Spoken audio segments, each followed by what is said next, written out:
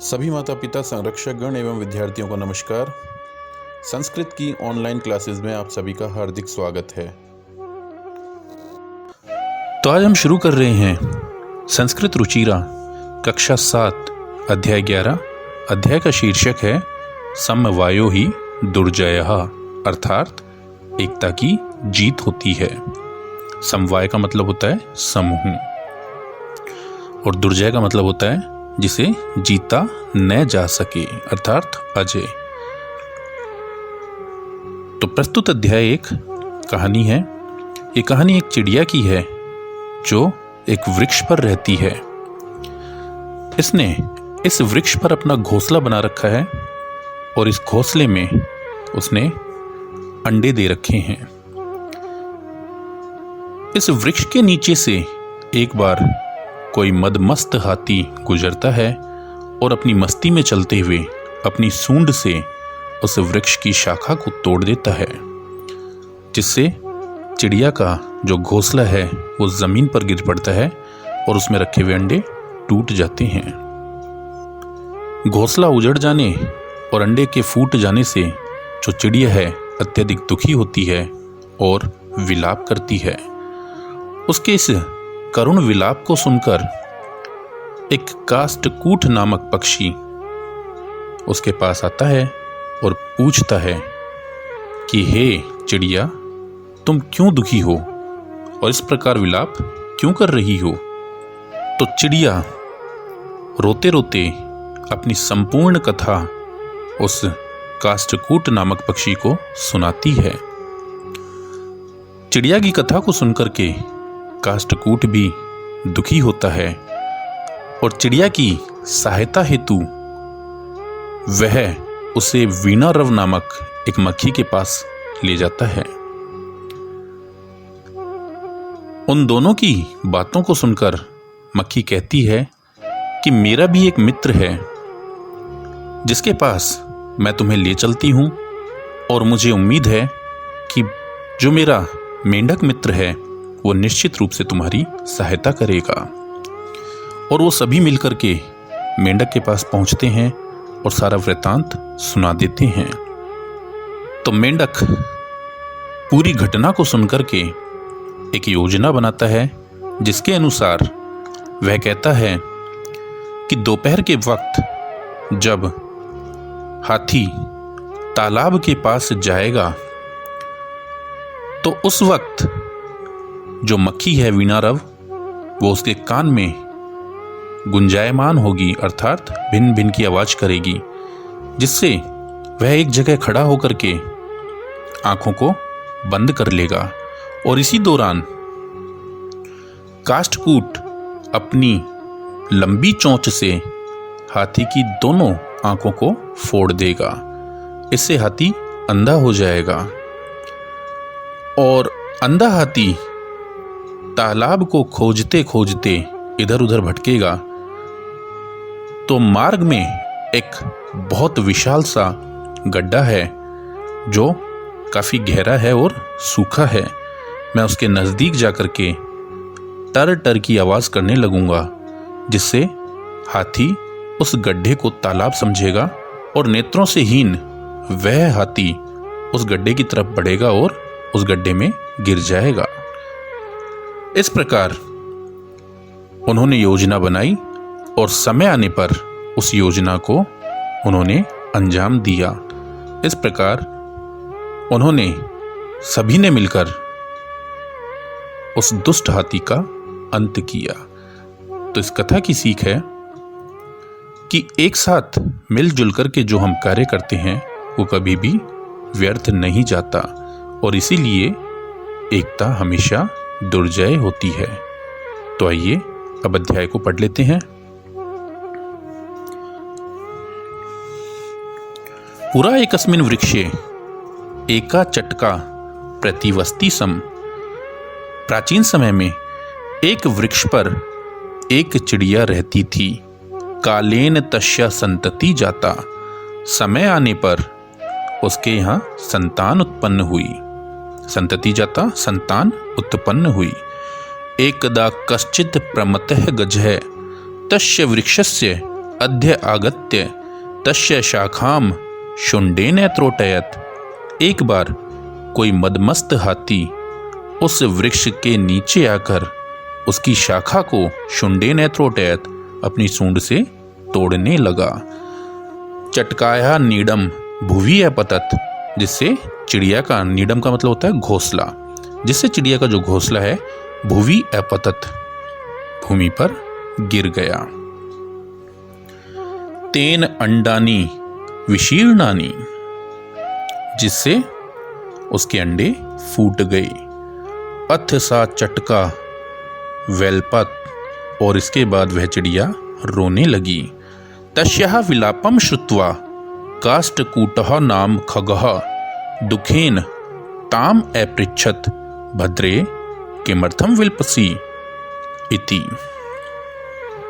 तस्या विलापम श्रुत्वा, उसके विलाप को सुनकर के, उसके रोने की आवाज को सुनकर के, काष्ठकूट नाम खग, काष्ठकूट नाम का जो पक्षी है, दुखेन दुखपूर्वक, अपृच्छत उससे पूछा, भद्रे हे देवी किमर्थम विलपसि इति, तुम क्यों रो रही हो। चटका अवदत, चिड़िया बोली, दुष्टेन एकेन गजेन मम संतति नाशिता, एक दुष्ट हाथी के द्वारा मेरी संतान का नाश कर दिया गया है। तस्य गजस्य वधेनेव मम दुखम अपसरेत, और उस हाथी के वध से ही मेरे अंतर्मन को शांति मिलेगी, मेरा दुख दूर होगा। ततः काष्ठकूट है ताम वीणार्वा नामनया मक्षिकाया समीपम आनयत, तब वह काष्ठकूट ताम, उसको किसको, चिड़िया को, वीणार्वा नामना, वीणार्वा नामक मक्षिकाया, मक्खी के, समीपम अनयत, समीप ले गया। तब वह काष्ठकूट पक्षी उसे वीणार्वा नामक मक्खी के पास ले गया।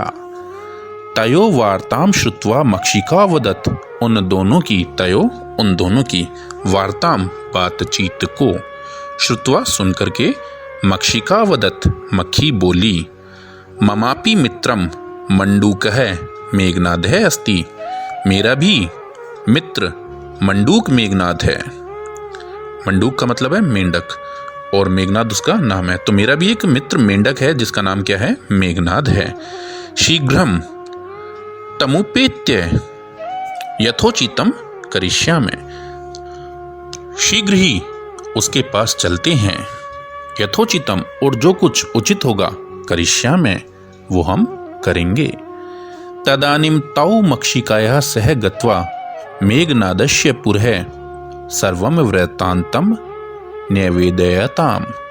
तदानीम, इसके बाद, तौ, वे दोनों, मक्षिकायाः से, मक्खी के साथ, गत्वा जाकर के, मेघनाद के सामने, सर्वम वृत्तांतम, सभी वृत्तांत को, न्यवेदयताम, कहने लगते हैं। मेघनादः वदत, मेघनाद ने कहा, यथा अहम कथयामि तथा कुरुतम, जैसा मैं कहता हूं वैसा तुम करो। मक्षी के, हे मक्खी, प्रथमम त्वम मध्याह्ने तस्य गजस्य कर्णे शब्दम कुरु, सबसे पहले तुम दोपहर में, मध्याह्न दोपहर और मध्याह्ने दोपहर में, तस्य गजस्य उस हाथी के, कर्णे कान में, शब्दम कुरु शब्द करो, येन सह नयने निमिल्य स्थास्यति, जिससे कि वह आंखों को मूंद करके खड़ा हो जाएगा।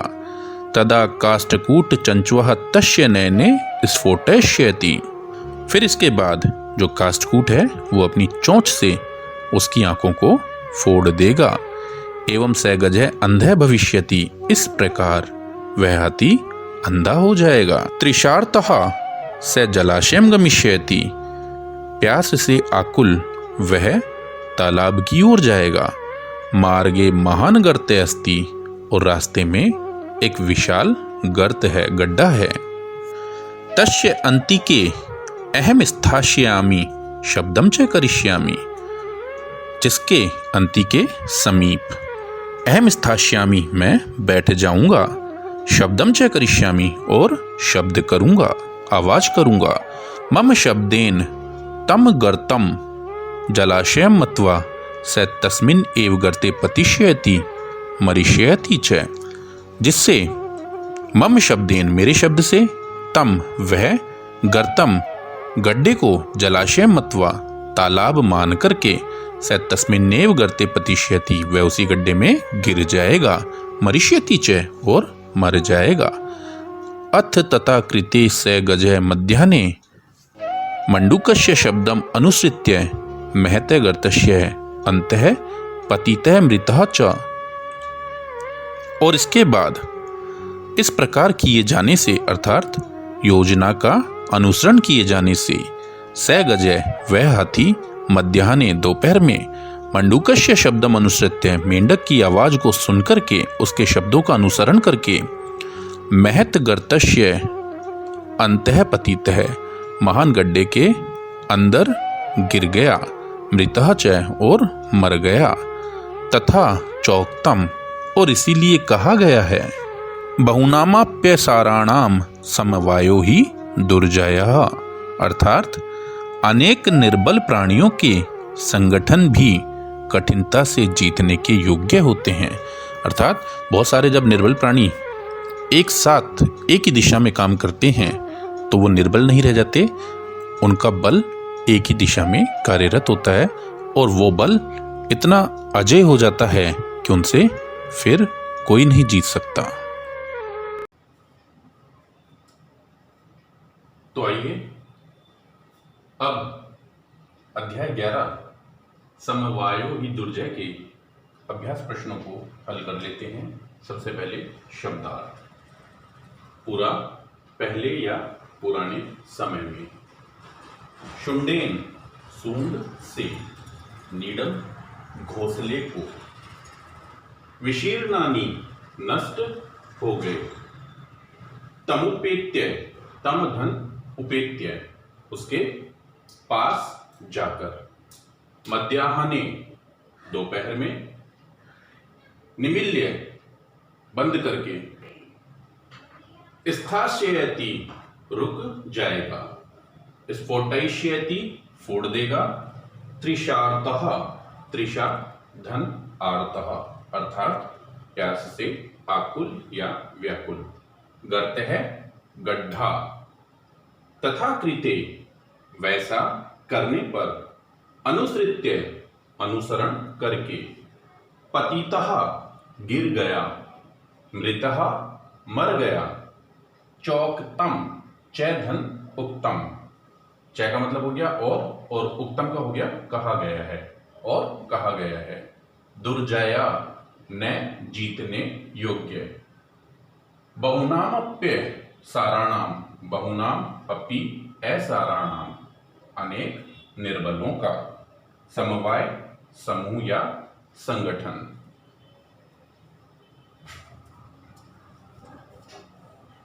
अभ्यास का पहला प्रश्न है प्रश्नानाम उत्तराणि एक पदेन लिखत, प्रश्नों के उत्तर एक पद में लिखिए।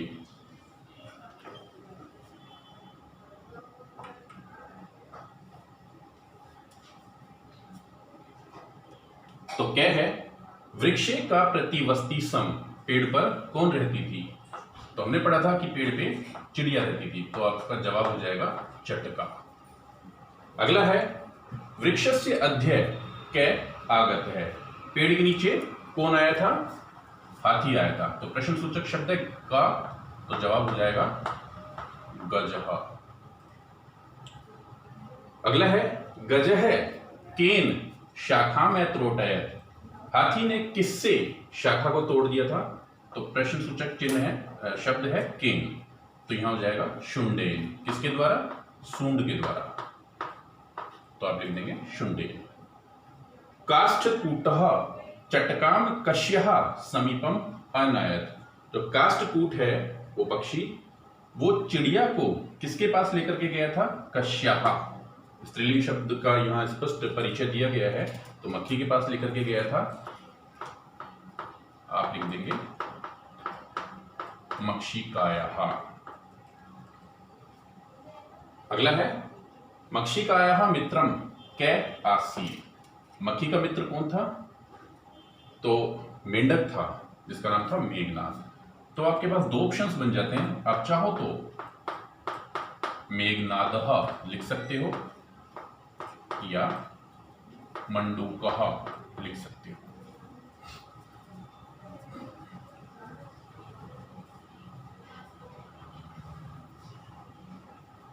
दूसरा प्रश्न है, रेखांकितानि पदानि आधृत्य प्रश्न निर्माणम कुरुत। ये रेखांकित पद हैं, इनको समझ करके इनके आधार पे प्रश्नों का निर्माण करना है। पहला है, कालेन चटकायाः संतति जातः। तो चटकायाः दे रखा है, जवाब हो जाएगा कश्यः। अगला है, चटकायाः नीडम भुवि अपतत। नीडम, जो चिड़िया का घोंसला है वो जमीन पर गिर पड़ा, तो नीडम शब्द है, किम हो जाएगा। ग है, गजस्य वधेनैवमं दुखम अपसरेत्। हाथी के वध से ही मेरा दुख दूर होगा, तो गजस्य कश्य। काष्ठकूटः चंचुवः गजस्य नयने स्फोटयिष्यति। अब यह चंचुआ है। अब यहाँ पे आकारांत शब्द देख करके आपके दिमाग में आ रहा होगा कि हम यहाँ पे का भर देंगे। अगर आप का भरोगे तो गलत हो जाएगा, इसको समझिए।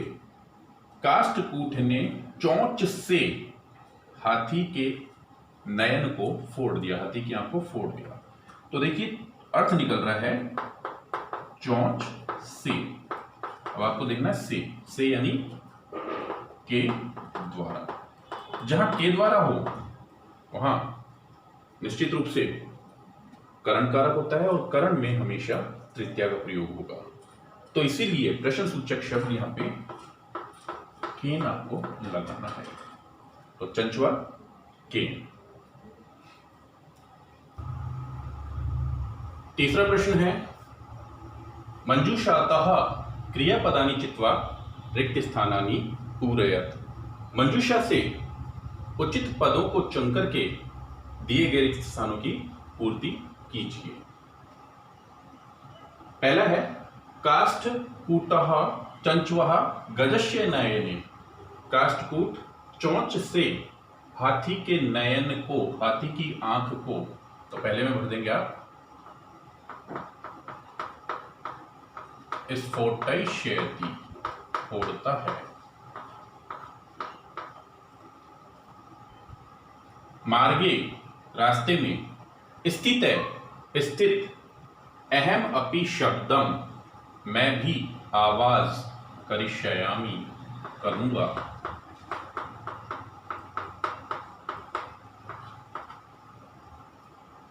तृषार्तः गजः जलाशयम गमिष्यति।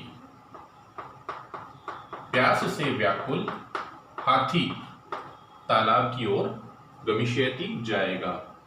गजः गर्ते पतिष्यति।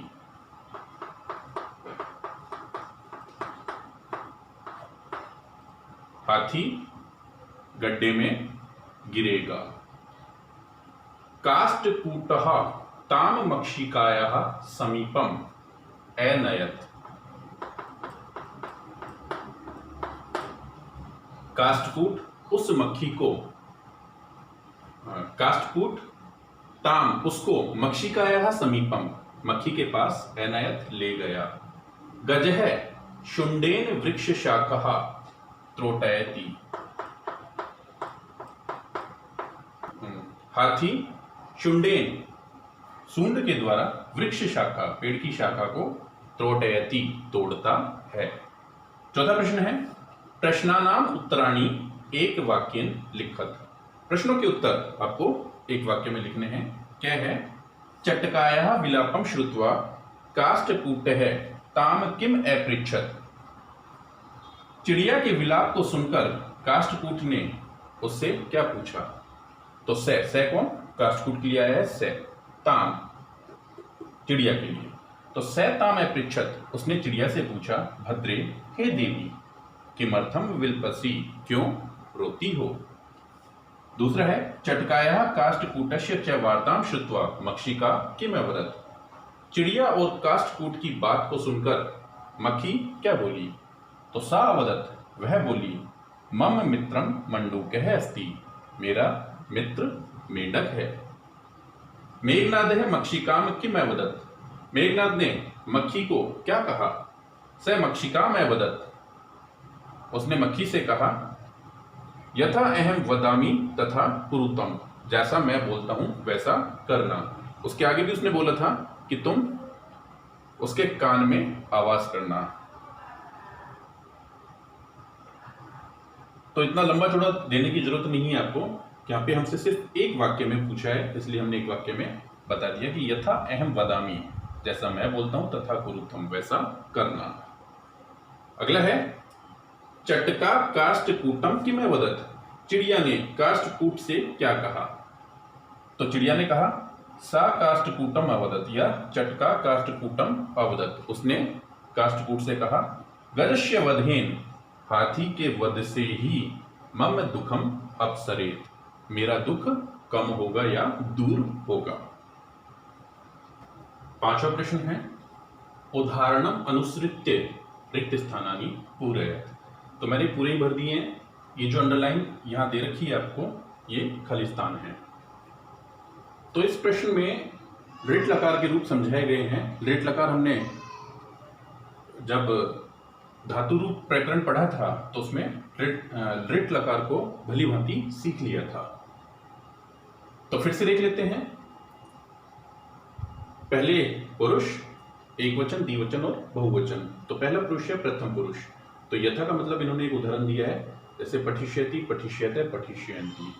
तो बात को अगले ही जैसे पत के लृट लकार के एक वचन, द्विवचन और बहुवचन में बनाने हैं, और वो भी प्रथम पुरुष में। तो प्रथम पुरुष में हमने बना दिया यहाँ पे पतिष्यति, पतिष्यते, पतिष्यन्ति, मारिष्यति, मरिष्यतः, मरिष्यन्ति। ख्या देख लेते हैं। मध्यम पुरुष के उदाहरण है पूरे, एक वचन, द्विवचन और बहुवचन। गमिष्यसि, गमिष्यथः, गमिष्यत, मध्यम पुरुष का एक वचन हो जाएगा। धाविष्यसि, धाविष्यथः, धाविष्यत। क्रीडिष्यसि, क्रीडिष्यथः, क्रीडिष्यत। और अंतिम है उत्तम पुरुष। तो एक वचन हो जाएगा, लिख का दिया है यहाँ पे, लेखिष्यामि, द्विवचन का लेखिष्यावै और बहुवचन का लेखिष्यामि। हस का दिया है, हसिष्यामि, हसिष्यावः, हसिष्यामः। और दृश्य का दिया है, दृक्ष्यामि, दृक्ष्यावः, दृक्ष्यामि। जब मैंने आपको शब्द रूप पढ़ाए थे तो मैंने आपको लट लकार से लृट लकार बनाने से बताए थे। तो देखो मैंने आपको बताया भी था कि इसमें सिर्फ री ऋषि की मात्रा का फर्क है, लट से लृट, और इतना ही लट से लृट बनाने में टाइम भी लगता है। आपने लट लकार में ती, त, अंति, सी, थहा और बिना विसर्ग गलत है, आमी, आवहा और आमह पढ़ा था, यह है लट लकार। और लृट होता है भविष्य। भविष्य में से माइनस भव, यानी भय काट दिया और वह काट दिया, तो शेष बचा छोटी ई, आदर्श है और ये जो रिजल्ट आता है इसको ठीक इससे पहले आप रख दीजिए। ईष्यति, ईष्यत है, ईष्यंती।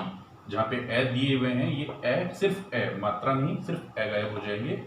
तो ईष्यति, ईष्यते, ईष्यंती। जब ईष्यति हम लिखेंगे तो ए नहीं लिखेंगे, ईष्य ए नहीं लिखेंगे, और आदन है और ती, ईष्यंती। ईष्यसी, ईष्यते, ईष्यत, इसमें भी ए सिर्फ ए नहीं लिखेंगे, आगे मात्रा जरूर लगाएंगे, और मी, ईष्यामी, ईष्यावह और ईष्यामय। तो सेम ये हमने बना लिए। छठा प्रश्न है, उदाहरणानुसारम सम शब्दम योजयित्वा भूतकालिक क्रियाम रचयत।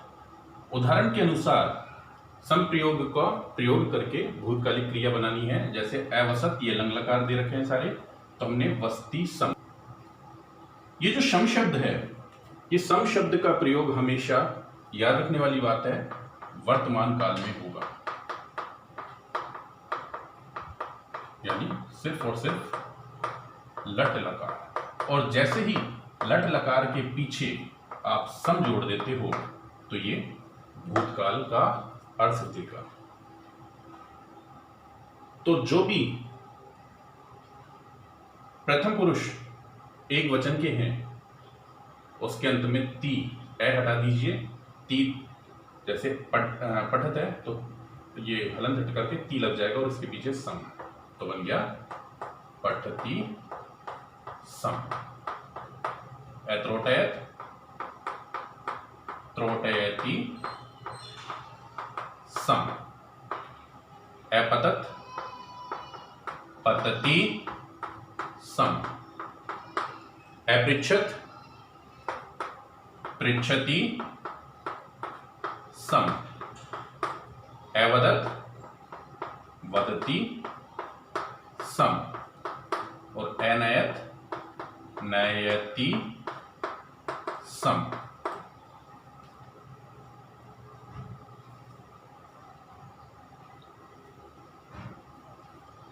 सातवां प्रश्न है, अध्याय का अंतिम प्रश्न भी है। कोष्टकात् उचितम पदम चित्वा रिक्त स्थानानि पूरयत। कोष्ठक से उचित पदों को चुनकर के रिक्त स्थानों की पूर्ति करनी है। तो यहां दिया है बालिका मधुरम गायति। अब देखिए बालिका, अंतिम वर्ण देखिए का, तो का निर्माण हुआ है कै धन आ, यानी आकारांत स्त्रीलिंग शब्द। तो इसमें भी हमें आकारांत शब्द ही ढूंढना होगा। तो आकारांत शब्द हो गया एका, तो हमारा जवाब हो जाएगा एका। अब देखिए कृषकहा, कृषकहा, तो इसका एक वचन अगर हम देखते हैं तो होता है कृषकहा, आकारांत पुल्लिंग शब्द। कृषक है, कृषकौ, कृषकहा। और अगर इसके स्त्रीलिंग शब्द की बात करें तो स्त्रीलिंग शब्द बनता कृषिकहा, लेकिन यहां पे पुल्लिंग शब्द दिया है कृषका और बहुवचन में है। अब देखिए 1 से 4 तक की जो गिनतियां चलती हैं वो तीनों लिंगों में अलग अलग चलती हैं। तो इसमें आपको पुल्लिंग का रूप ढूंढना होगा। पुल्लिंग का रूप है चत्वार है। यदि यहाँ पे कृषिका शब्द होता, कृषिका के साथ आप चतस्त्रय लगा देते, ठीक है, तो हमारा यहाँ पे राइट आंसर हो जाएगा चत्वार है। तो कृषिका के साथ में हमने लगवा दिया चत्वारहा। क्लियर। नेक्स्ट है पत्राणि सुंदराणि संति। अब देखिए आणी की ध्वनि आ रही है, तो यहां भी आनी, तानी। तानी पत्राणि सुंदराणि संति। धेन्वः दुग्धम, यहां पे आ जाएगा ददाति। धेन्वः दुग्धम ददाति, जो गाय है वो दूध देती है। और अंतिम प्रश्न है इसका, वयम संस्कृतम। तो वयम जो आपका उत्तम पुरुष का बहुवचन है, इसके साथ जो क्रिया आएगी भूतकाल में आ जाएगी अपठाम। तो वयम संस्कृतम अपठाम, हमने संस्कृत पढ़ी। तो उम्मीद है आज का अभ्यास और अध्याय दोनों ही आपको अच्छे से समझ में आए होंगे। तो आज के लिए बस इतना ही।